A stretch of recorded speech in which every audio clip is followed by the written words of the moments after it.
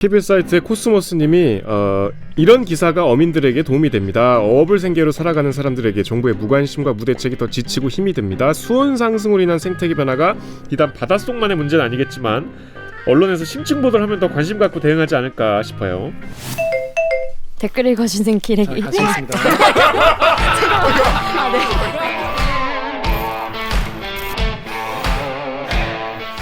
댓글 읽어주는 기자들 기레기 아닙니다. 지금 여러분은 본격 KBS 소통방송 댓글 읽어주는 기자들을 듣고 계십니다. 오늘도 4차 언론혁명을 위해 한 발 한 발 나아가고 있습니다. 댓글 읽어주는 기자들 구독과 좋아요 부탁드리겠습니다. 자, 뉴스 기사만 보면 그냥 그런 일이 있음 갑다 하지만 대리기를 보고 나면 이게 실화냐? 이런 일이었어. 더 구체적으로 알게 되는, 알고 보면 더 빡치는 기사, 알고 보면 더 많이 보이는 기사, 암안보 코너 되겠습니다. 자, 저희가 지난해 이런 보도를 많이 했어요. 독도 앞에 딸기, 바다 바닷딸기가 뭐예요? 그 이제 딸기같이 생긴 그 열대 그런 거예요. 열대 생물이에요. 먹는 거예요? 먹을 수는 있겠죠. 근데 처음 잘 안 먹죠. 근데 박윤민 기자가 왜 그때 막 스쿠버 다이빙 해가지고 막 거기 가지고 직접 막 그만큼 우리나라 이제 바다가 뜨거워졌다는 거예요. 그리고 남해 바다에는 또 유령 멍게가 또 많다. 유령 멍게? 예. 멍게는 멍게인데 이제 먹을 수 없는 멍게가 많아가지고 어민분들이 엄청 고생하신다 이런 보도를 많이 했는데 생태계가 지금 다 뒤바뀌고 있다. 그런데 한국 어촌어항공단이 대리기 본 것 같아. 네. 대리기를 보고 이분들이 올해를 어촌이 지금 소멸 위기 대응해야 되는 원년으로 지정했다 이 말이요.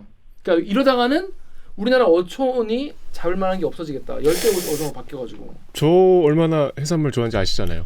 해산물 완전 메인이죠. 네. 오징어회를 제일 좋아하긴 하지만 그쵸, 네.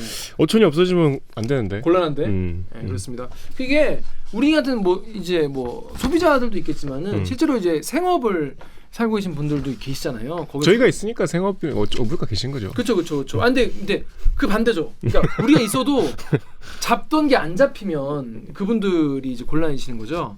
그래서 이 어촌이 지금 이게 제대로 지금 대응을 못하면 우리나라에서 어촌이 많이 사라질 수도 있겠다. 그럼 안 되는데. 어촌이 소멸될 수도 있겠다. 우리가 그동안 봐왔던 우리 음식이나 이런 게 모습이 달라지고 그에 따라서 어촌도 사라지면 어떡하냐 이런 대응해야겠다. 이런 원년으로 삼았다는. 그래서 이게 실제로 말만 그런 건지 실제로 이게 위기가 있는 건지 숫자로 현장에서 확인해본 통계의 경고 어촌의 소멸. 빨리 해줘요. 시리즈 기사를 쓴 KBS 창원의 최진석 기자 줌으로 연결했습니다. 안녕하세요. 네. 안녕하세요. 한석입니다. 반갑습니다.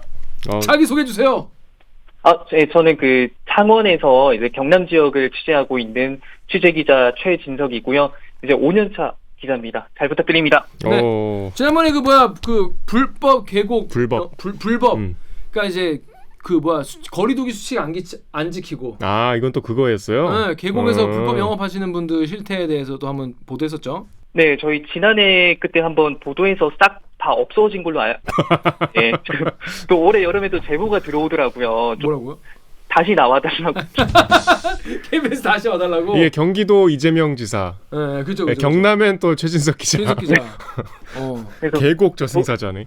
조만간 한번 다시 나가보려고 하고 있습니다. 그렇습니다. 이게 한 번 갖고는 그냥 한 번 하고 말겠지 그러실 수 있는데 최진석 기자가 계속 이제 계곡에 간다, 더워도 간다 이런 얘기예요. 자, 먼저 여러분 이게 요즘에 시사기획 창에서도 지역 지방의 어떤 지역의 소멸, 또 지역 사회가 붕괴되고 있다 이런 보도는 많이 나왔는데 어촌에 대해서는 또 우리가 따로 고민을 많이 해본 적이 없는 것 같아요.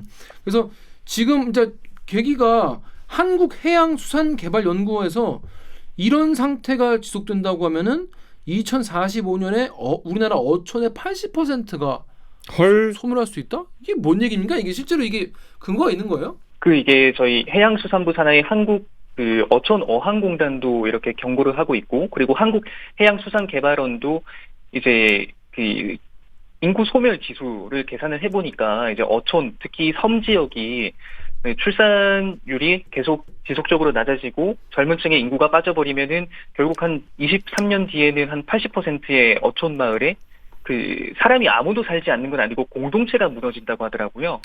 그러니까 이제 학교도 없어지고 뭐 그렇게 된다면은 더 이상 아이들도 거기 태어나지 않으니까 그런 작은 소규모 사회가 전혀 이제 운영되지 않는 그걸 소멸로 보더라고요. 이제 뭐 도시와는 다르게 뭐 전혀 이제 사람 사는 곳까지 느껴지지 않는 곳이 된다고 예측하고 있습니다. 이게 실제로 그러면 이제 뭐 자료는 자료인데 숫자는 숫자고 예측은 예측인데 이게 지금 현장에 가보면 지금 보면 미래가 어느 정도 보이는 것도 있잖아요. 최인석 기자가 실제로 이제 어촌을 많이 다녀봤죠. 실제 전반적인 분위기는 어때요? 특히 저는 이제 경남 남해안을 위주로 이렇게 다니고 있는데요. 네. 그 육지에 있는 어촌 마을은 그래도 차가 다닐 수 있기 때문에 그나마 이제 좀 인기척이 있는데 섬 같은 경우에 특히 이제 차도선이라고 하는데 차를 실을 수 있는 배가 아니라 엄청 작은 배만 들어가는 소규모 도서 지역을 가보면은 약간 여기가 영화 세트장인가 할 정도로 사람들이 없습니다. 이제 어르신들은 밖에 나와 있지 않고 집에 계시고 사시더라도 이제 한 집에 한두 분 정도만 이렇게 살다 보니까 가보면은 그냥 이렇게 집만 있고 여기 무인도 아닌가 싶은 되게 열악한 섬도 많았습니다. 저도 개인적으로 기억이 나는 게 예전에 이제 세월호 참사 있었을 때 제가 그 몽돌해 해협 바로 옆에 있는 동거차도에서 꽤 한 몇 주 있었거든요. 동거차도라는 작은 섬이에요. 거기에서 제가 한 5월 초까지 5월 중순까지 거기 계속 있으면서 막 중계를 하고 그랬었는데 그 섬에도 보면은 어린이날이었거든요. 5월 5일이. 근데 섬에 어린이가 아무도 없는 거야. 어린이가 아무도 없는 섬이었어요. 그래가지고 그런 얘기를 하시더라고요. 그 당시에도. 그 당시 섬 주민분이 한 30명 정도라고 들었어요. 저 그때. 다 이제 어업으로 생활하시는 분들인데 생각해보니까 그럴 것 같은 거 이게 어린이들이 전혀 없고 학교도 뭐 없고 교회 하나 있고 뭐 그런데 그러다 보니까 여기는 어떻게 될까라고 그게 2000년대 중반이니까 벌써 한 10년 정도 가까이 지났는데 지금 그거보다 더 뭔가 젊은 층들이 거기 가서 살거나 그런 분위기가 아니잖아요. 그러니까 더 당연히 그 지나간 시간만큼 진행이 됐을 것 같은데. 근데 남해안은 좀 큰 섬이 많잖아요. 원래 좀 어촌 인구가 많지 않았어요? 특히나 이제 뭐 거제도라든가 이런 통영에도 섬이 많은데 거제도 같은 경우에는 섬이 굉장히 커서 사실 조선소도 있다 보니까 소멸 가능성은 거의 없는 걸로 보고 있는데 이게 남해군이라고 이제 남해도라고 되게 큰 섬이 있거든요. 근데 거기는 조선소도 없고 사실상 뭔가 먹고 살 거리라고 하기에는 관광자원밖에 없으니까 그것도 그마저도 이제 잘 안 되면은 사실 어르신들만 많이 사는 지역이고 남해군도 인구 소멸 고위험 지역으로 알고 있습니다. 아니 근데 이게 돈이 되면 그죠? 돈이 되면 사람들이 올 거 아니에요. 거기서 일을 하면은 되게 돈을 많이 벌 수 있다. 되게 생계가 유지가 잘 된다. 그런데 이 뭔가 생태계가 변함으로써 뭔가 수입이 감소되고 뭔가 거기에 살 유인이 점점 줄어들고 있는 상황이라는 게 맞는 건가요? 어떤가요? 저도 이제 보통 양식업을 하시는 분들도 많고 어부들도 많으신데 현장을 가보면은 뭐 그냥 잠시 1년 이렇게 양식이 잘 안 되면은 뭐 그냥 재수가 없다라고 생각을 하고 넘어갈 텐데 네. 매년 점점 바다가 뜨거워지면서 그 양식업이 제대로 안 되고 양식 어류가 폐사를 하고 뭐 해산물도 잘 자라지 않으니까 이게 본인들이야 뭐 그냥 좀 아껴 쓰고 살면 되지만 자녀들한테 물려줄 만한 그 어장이 없다고 하더라고요. 이제 본인들 걱정보다는 오히려 좀 후손들 걱정을 많이 하고 있는 걸 느꼈습니다. 아, 이게 그러니까 바다가 뜨거워져서 이렇게 지금 다 연쇄적으로 이렇게 되는 거예요? 아무래도 뭐 중국 어선들의 불법 포획도 있고 뭐 그냥 수산 자원을 이제 뭐 소비를 안 하는 문제도 있겠지만 제일 그 해결이 거의 불가능한 수준으로 보고 있는 게 어민들은 고수온 문제를 많이 말씀을 하시더라고요. 왜냐하면 남해는 주로 뭐 김, 뭐 저 멍게, 전복 뭐 이렇게 좀 양식하는 수산 자원들이 많은데 이게 그렇게 양식을 이제 할 수 없게 점점 악화되고 있다는 말씀인 거죠?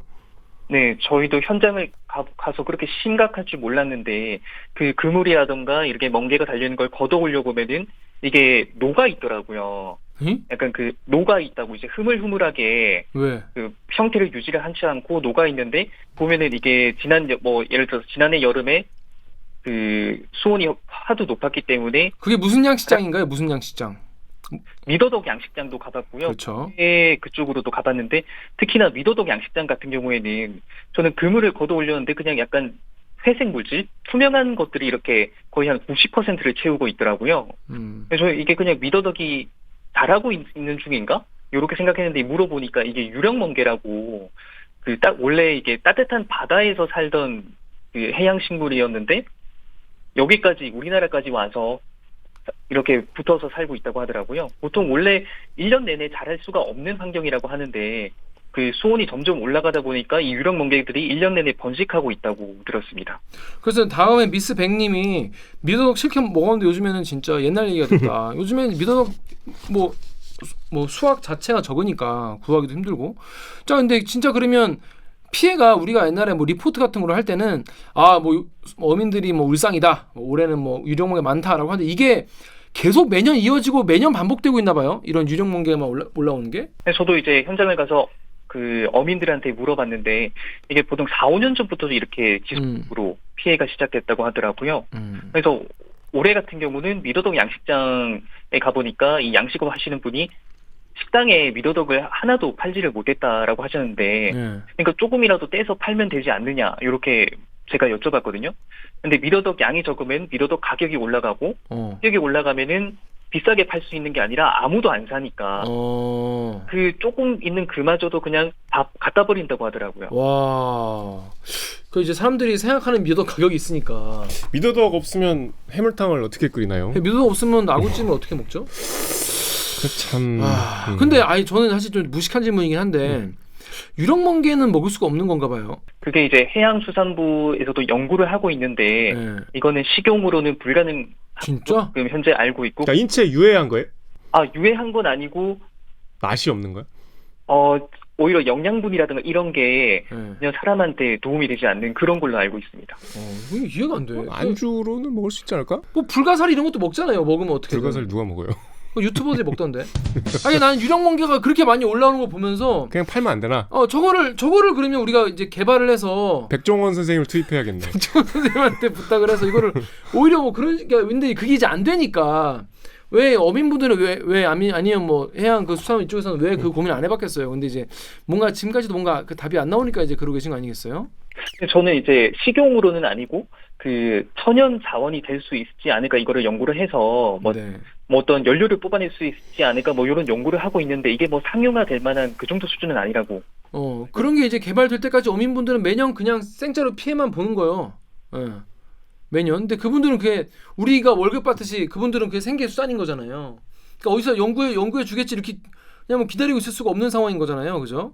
그렇죠. 그게 워낙 번식력이 강하다 보니까 오히려 미더덕이라든가 뭐 멍게, 해삼 이런 게 달리라고 그물을 넣어놨더니 걔네들이 와서 붙어서 이렇게 자라니까 그거를 제거를 할 생각도 못할 정도로 빠르게 자란다고 하더라고요.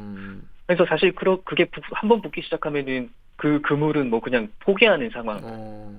그렇다고 하더라고요. 이게 미더덕 양식만 그런 거예요? 아니면 다른 어종이나 다른 해산물도 그런 거예요? 그 그물로 이렇게 작업하는 양식장에는 모두 다 있습니다. 이제 멍게도 그렇고 해삼도 그렇고 심각하네. 도 그렇고. 해삼도. 그럼 지금 피해가 뭐 공식적으로 이렇게 확인된 숫자로 좀 피해액이 얼마 정도라고 보면 될까요? 뭐 유령 멍게로 인한 피해라든가 아니면 고수온으로 인한 피해는 저희가 경남도에 한해서는 양식어류만 집계를 하고 있고 이런 그 미더덕 양식장이라든가 그 멍게 양식장이라든가 이런 게 고수온으로 특정을 할 수 없기 때문에 집계 자체를 안 한다고 하더라고요. 그래서 양식어류에 대해서만 이렇게 피해 집계를 하고 그리고 이제 보상해줄 게 있다면 보상해주고 이런 상황으로 알고 있습니다. 이거는 당장 바로 수입이 끊기게 된 상황이라고 하시더라고요. 아니 근데 이게 기후 때문에 그런 거면 이건 뭐 방법이 없잖아. 그러니까 사실은 뭐 탄소 중립 그것만 보고 가는 것 같아요. 그거는 이제 너무나 추상적인 얘기고 내가 당장 수온이 지금 이거 낮춰줘. 뭐 어떻게 낮춰? 어떻게?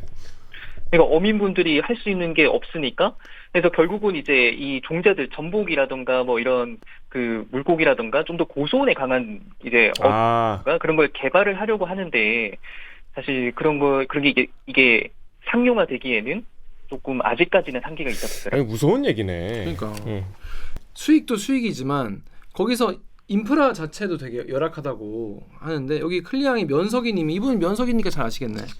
시골은 시내버스 노선도 돈이 안 되는 데는 엄청 줄어서 살기가 힘들어요.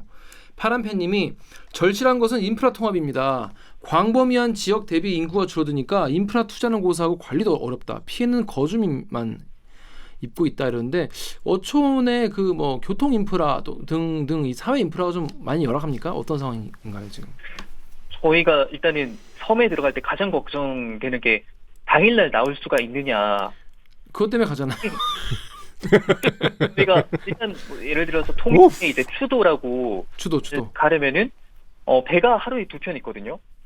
오전 새벽 6시인가 7시 때 배를 놓쳐버리면 오후 3시 배가 있는데 그러면 당일에 절대로 빠져나올 수가 없기 때문에 일단 배편부터 가장 이게 배가 뭐 적은 거에 대한 뭐 낭만 같은 것도 있긴 하지만 근데 그게 뭐 사실 이제 수요가 적으니까 그렇게 유지되는 거 아닌가요? 어떤가요? 이게 수요가 좀 충분한데도 그렇게 적은 거예요? 아니면 그러니까 사실 수요가 적을 수밖에 없죠. 그냥 마을 주민 수 자체가 적으니까 그리고 어르신들이 그렇게 활발하게 뭐 사회 활동을 하지 않으시기 때문에 뭐 고령층이 많은 섬 지역 같은 경우는 뭐 엄청 이렇게 배를 많이 이용하거나 그러지는 않을 것 같은데요. 근데 이게 길게 보면은 결국 사람이 없어서 배편이 적은 거라기보단 배편이 적어서 사람이 없을 수밖에 없겠다라는 생각이 많이 들더라고요. 근데 이런 얘기도 있어요. 네이버 댓글 읽어주십시오. 네이버의 호이 님이 그렇다고 사람들 별로 안 사는 지역에 인프라 때려박는 낭비할 순 없잖아. 일본도 처음에 그렇게 했지만 텅 빈 인프라 시설만 남는 거 보고 결국 콤팩트 시티라든가 그거 하고 있던데 지방 중심지도 살릴 수 있을지 없을지인데 농어촌까지 어떻게 해결책이 좀 뭐라고 보세요? 저는 그래도 기본적인 생활 인프라는 확충을 해야 되지 않겠나 싶더라고요. 이게 그게 어디까지가 기본적인 건지에 대한 사회적 합의가 있어야 될 것 같은데. 저도 거기에 대해서 지금 계속 고민 중인데 도대체 이걸 뭐 인구수를 기준으로 해야 되는 건지. 이게 왜냐면 KBS 같은 경우에 이제 모든 국민에게 수신료를 받아서 이제 송출해야 되는 거기 때문에 비슷한 그 공공 인프라인 거잖아요. 방송 같은 경우에도 KBS 방송도.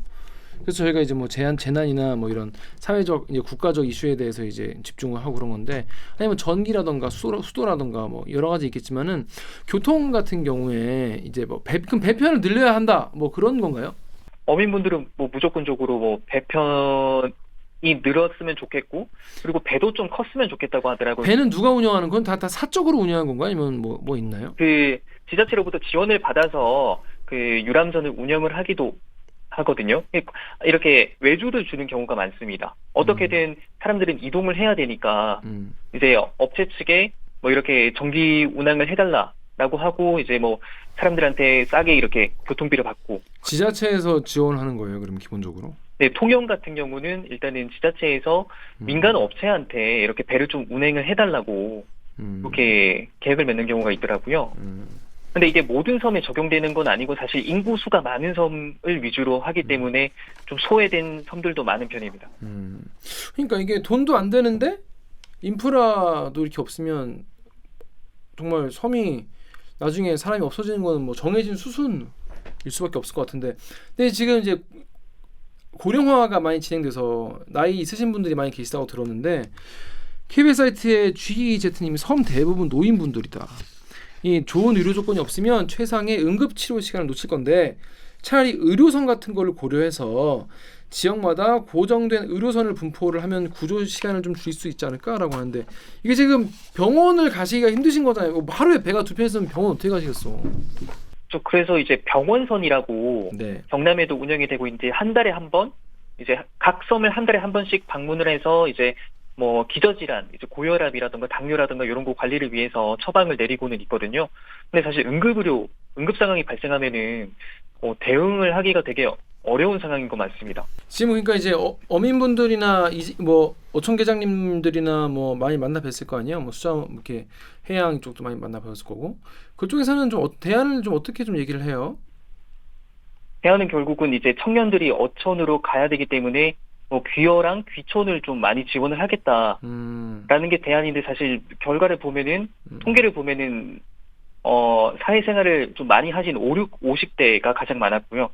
그리고 이제 좀 도시 생활이 질려서 이렇게 가는 분들이 많지, 내가 여기서 막 어업을 해서 성공을 해보겠다 해서 이제 청년층이 가는 경우는 조금 비율로 보면 그렇게 많지는 않습니다. 그러니까 이제 우리가 귀농 같은 경우에는 그래도 이렇게 사람들이 귀농 얘기도 했고 예전에 한번 이제 유행도 한번 했잖아요. 근데 귀어는 저도 아직 뭐 들어본 지가 좀 생소한 것 같은데, 그래서 한 커뮤니티에 어떤 분이 30대에 귀어 하면 어떻겠냐 이런 글을 달았더니 거기 댓글이 이렇게 달렸어요. 클리앙의 XK14님이 어촌이 농촌보다 더 폐쇄적이라고. 그래서 문제는 농촌은 내 땅에서 농사 짓는 건 이웃이랑 척 지어도 가능은 한데 어촌은 어촌계 못 들어가면 어업을 못 해요. 그러니까 동네에도 굉장히 폐쇄적이다. 그래서 갈 수가 없다. 이런 얘기도 하는데, 이런 거에 대해서 어떻게 지자체나 이런 거를 고민하는 쪽에서는 좀 알고 계시나요? 아무래도 그런 문제들이 있기 때문에 좀 이게 이런 문제가 실제로 있는 건 맞긴 맞아요? 제가 저도 이제 남해에 귀여인들을 만나러 간 적이 있었거든요. 예. 그래서 뭐 귀여 하시면서 정책이라던가 아니면 좀 뭐 개선해 주면은 뭐 좋겠다 싶은 게 있냐고 물어보니까 카메라 켜지기 전에는 말씀을 엄청 많이 하시다가 카메라 켜서 이제 인터뷰 해달라니까 말을 안 하시는 거예요. 한테 왜 얘기 안 해주세요? 막 이렇게 하니까 뉴스 보면은 그 기존에 계시던 어촌 계정이나 어민분들이 내 불편 사항을 말하는 걸 보고 들으면 나 쫓겨난다고.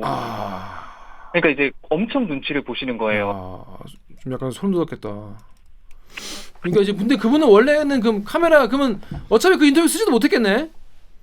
되게 짧게 내보내려고 했었는데 사실 뭐 마이크만 이렇게 두루뭉술하게 말씀하시고 안 내보는 게 안 돼. 그러면 그분이 카메라 꺼졌을 때는 뭐가 좀 불만이라고 하시던가요?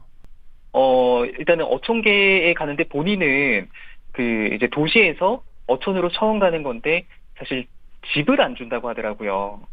집을 절대 팔지도 않고. 팔지도 않아? 네. 이제 쓸 일이 없는 집인데 팔지도 않고. 외지인한테는 집을 안 파는 거야?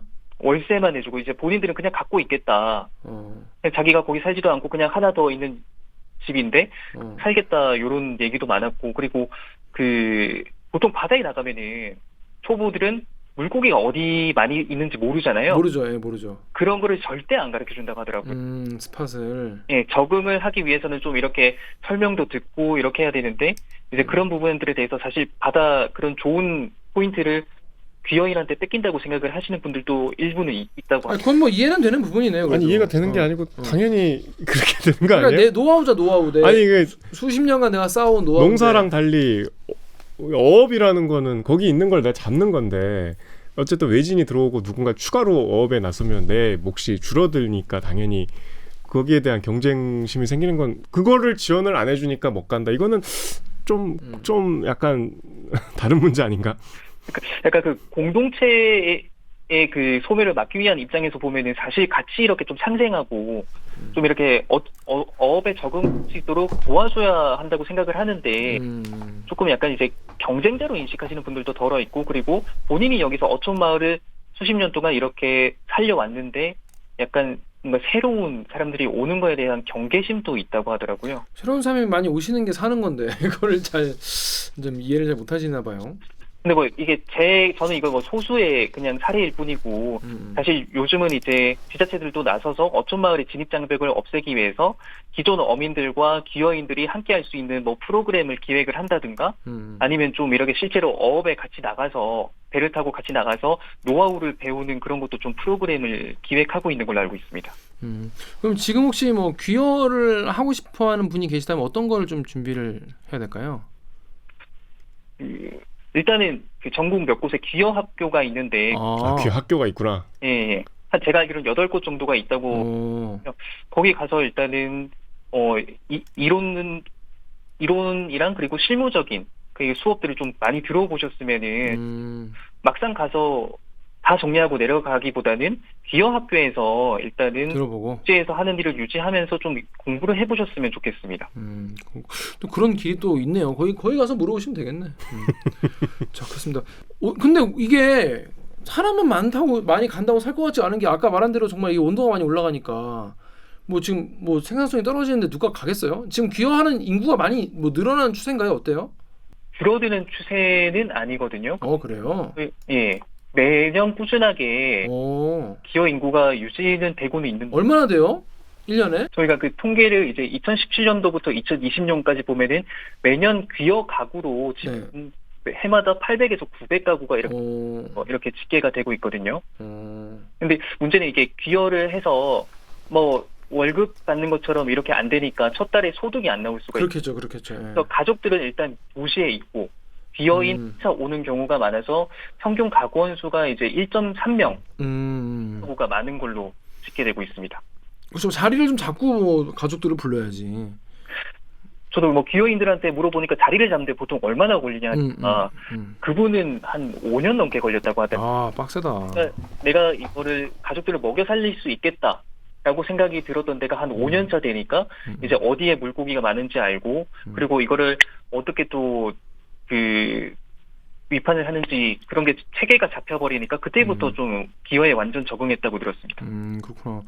귀여 관심 있으신 분은 귀여 학교를 가보시면 좋을 것 같은데 지금 한반도에 지금 수온이 올라가지고 쉽지 않다. 자, 그렇습니다. 여기 KBS 유튜브 댓글 제가 읽어볼게요. 운동님이 바뀌는 기후에 대응해서 새로운 수자원을 양식해야지. 그에 많은 연구를 해서 어촌에 보급도 해주고.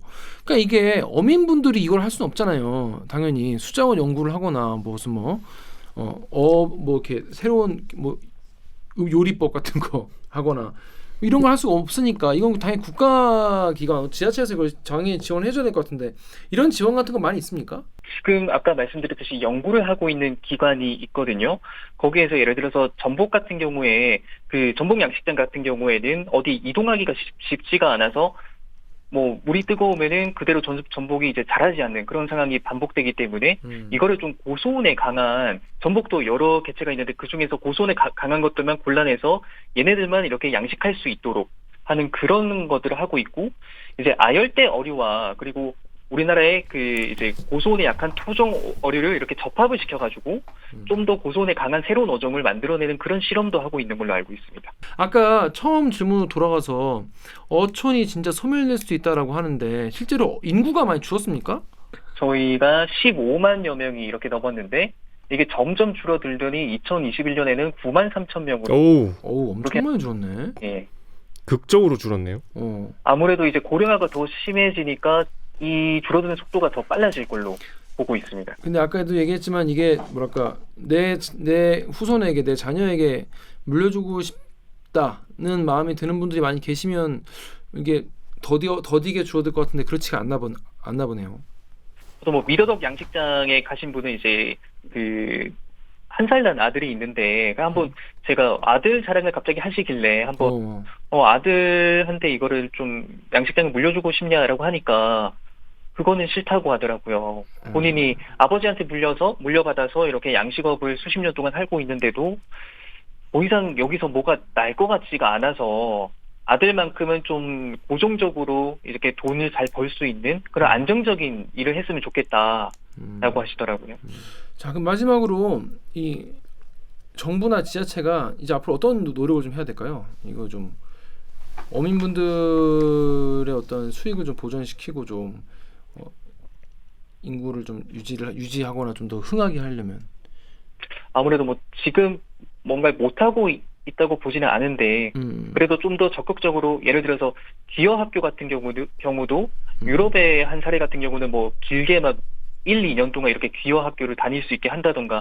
그래요? 해양수산개발원의 어촌연구부장께서 이제 자기가 유럽에 어딜 갔다 왔는데 거기는 기여 학교를 우리나라와 다르게 엄청 길게 교육을 하더라. 그러면은 2년 동안 도시에서 살던 사람이 기여 학교에서 2년 동안 적응을 하고 어촌에 가면은 어업을 포기하는 가능성이 많이 줄어들더라. 그래서 우리나라도 좀 기여 학교를 좀 더 오래 운영할 수 있는 그런 체계를 만들어야 되지 않겠냐 이렇게 말씀을 하시더라고요. 그렇구나. 자, 그렇습니다. 마지막 KBS 사이트 댓글 정영 기자가 좀 읽어주십시오. KBS 사이트의 코스모스님이 이런 기사가 어민들에게 도움이 됩니다. 어업을 생계로 살아가는 사람들에게 정부의 무관심과 무대책이 더 지치고 힘이 듭니다. 수온 상승으로 인한 생태계 변화가 비단 바닷속만의 문제는 아니겠지만 언론에서 심층 보도를 하면 더 관심 갖고 대응하지 않을까 싶어요. 이 취재를 할 때 그래도 어민분들이 많이 좀 그래도 반가워하시고 좀 고마워하시고 그랬을 것 같아요. 아무래도 그동안 소외 감이 많이 들었기 때문에 조금 막 이렇게 말동무도 해주고 이제 현장에서 어려운 게 없는지 좀 진지하게 들어주면은 그냥 얘기만 들어주는 것도 고맙다고 하시더라고요. 그래서 뭐 저도 이제 사실 이거 취재하면서 이거를 해결할 수 없는 문제이지 않을까? 이거 어떻게 보도를 하지? 이렇게 고민을 많이 했는데 그래도 현장에서 그냥 항상 고맙다 해주시는 그게 되게 힘이 됐습니다. 그렇구나. 그렇습니다. 하여튼 요 시리즈로 보도를 하기가 사실은 쉽지 않은데 되게 이런 큰 주제를 잡고 하려면 참 취재도 어렵고 정리하기도 참 힘들었을 텐데 하여튼 고생 많으셨고 자 오늘 댓글 읽어준 기자에 대해서 한번 소개를 해봤는데 소감 어떠신지 마지막으로 한마디만 드릴게요.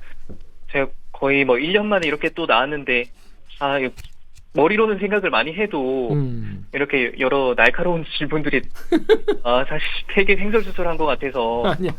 네 이게 취재를 이렇게 해놓고도 제대로 설명을 못한 것 같아서 많이 아쉬운데요. 좀 지금 이 어촌소멸 시리즈가 여기서 끝나는 게 아니라 계속해서 좀 문제점들이 발견이 되고 있어서 취재를 하고 있는데 미리 좀 어떤 거가 나올 거라는 거 미리 좀 얘기해 줄 수 있는 게 있나요? 예를 들어서 지방소멸 대응기금이 시 군 단위로 이렇게 분배가 되다 보니까 예를 들어서 거제시 같은 경우에는 인구 소멸 가능성이 없거든요. 근데 거제시 외곽을 가보면은 소멸 고위험에 처해 있는 어촌 마을이 되게 많습니다.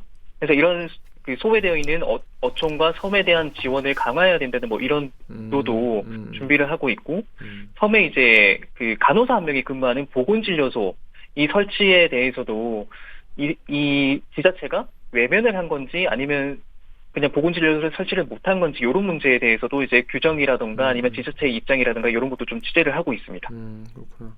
그래서 이게 사실 뭐랄까 어촌 소멸 문제에 대해서는 그냥 서울에만 사는 사람이랑 경남 창원에 취재하고 있는 기자랑 이 뭐랄까 다가오는 게 확실히 다르기 때문에 사실은 그죠? 그러니까 이제 우리가 너무 엉뚱한 질문을 했을 수도 있어요. 근데 그런 걸 좀 사과를 드리고 요거에 대해서 앞으로 계속 같이 고민해 보면서 그래도 이런 취재 보도를 할 수 있는 건 KBS밖에 없다 이런 생각이 좀 들었어요. 최인석 기자 기사를 보면서 앞으로도 감사합니다. 네, 진짜 앞으로도 기대하겠습니다. 네, 고생하셨습니다. 네, 감사합니다. 자, 정연욱 기자 얘기 들어봤는데 어떻습니까? 답답하죠. 뭐 근데 이런 거는 기자가 또 더 힘들겠죠. 그러니까 뭐 답이 없는데 진짜 답이 없는데 뭘 어떻게 또 국가와 사회가 나서야 된다고 결론할 수... 이게 참 이게 뭐랄까 결론을 내리기가 참 어려운 그런 문제였던 것 같아요. 아무튼 그래도 우리가 그래도 뭐랄까 관광도 많이 어촌을 많이 가주시고 우리 수산물 많이 사랑해 주시면 좋을 것 같다. 이 정도 우리가 실천할 수 있는 게 그거밖에 없다. 참 관광을 간다고 뭐 그게 뭐 얼마나 도움이 될지 왜냐하면 지금 주 수입원이 계속 뭐 근본적으로 계속 유지할 수 없는 상황이 되니까 이걸 뭐 정부가 또 어떻게 도와야 됩니까? 그 뭐 수온을 더 어떻게 내려드려요? 얼음을 좀 부어줘. 그러니까 좀 어려운 거 난 도대체 모르겠어. 그렇습니다. 자, 여러분이 좀 답답한 지금 어촌의 지금 상황 이게 사회 문제만 있어도 어려운데 이게 자연 문제까지 겹치니까 정말 노답. 그러니까 뭐 사회 인프라 문제 플러스 원래 어촌이 갖고 있던 고질적 문제 플러스 수온 상승까지 하니까 이게 참 어려운 문제가 돼버린 상황에서 우리의 이제 아버님 어머님 뻘 되시는 이제 어민분들이 또 고령화돼가지고 고령화진 분들이 또 어민의 어촌에 계시는데 자칫 소멸될 수 있다는 보도였습니다. 자, 여러분 주변에 이번 올 여름에 어촌 관광 좀 가주세요. 귀여 학교가 있다는 건 처음 알았네요. 그러니까 자 오늘도 차영우 알려드리면서 마무리할게요. 저희 대들기는 매주 수목 유튜브 팟빵 아이튠즈 파티 네이버 오디오 클립을 통해서 업로드 되는데 오늘 수요일 아닌가요? 오늘 수요일이네요. 자 대들기에서 보고 싶은 기자 혹은 다루고 싶은 기자가 있으시면 방송 관련 의견을 인스타그램 유튜브 팟빵에 댓글 남겨주시면 되겠습니다. 그리고 오늘 영상에도 구조할 해주세요. 네 KBS 뉴스 좋았어. 또 만나요. 안녕.